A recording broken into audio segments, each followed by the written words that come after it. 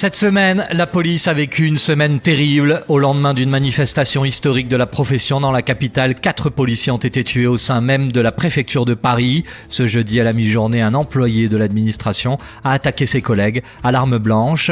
Âgé de 45 ans, originaire de Martinique, il a été abattu par les forces de l'ordre et sa femme a été placée en garde à vue. Pour le moment, pas de piste terroriste et le parquet de Paris a ouvert une enquête pour homicide et homicide volontaire. L'autre info cette semaine, c'est cette journée de deuil national après la mort de Jacques Chirac à l'âge de 86 ans. Lundi, un hommage a été rendu à l'ancien chef de l'État et plusieurs messes ont été organisées avant d'être inhumé en toute intimité au cimetière Montparnasse. À Rouen, la pression est montée crescendo après le violent incendie de l'usine Lubrizol. Les habitants sont en colère et réclament la vérité sur les dangers liés à l'épais nuage de fumée qui s'est dégagé de l'entreprise. Cette semaine, le gouvernement a créé la confusion en multipliant les annonces contradictoires. Selon les dernières informations, 5253 tonnes de produits chimiques ont brûlé et le feu a pu provoquer des émissions de dioxine selon l'Institut national de l'environnement industriel et des risques. C'est dans ce contexte qu'Emmanuel Macron s'est rendu jeudi dans l'Aveyron à Rodez pour donner le coup d'envoi de la grande consultation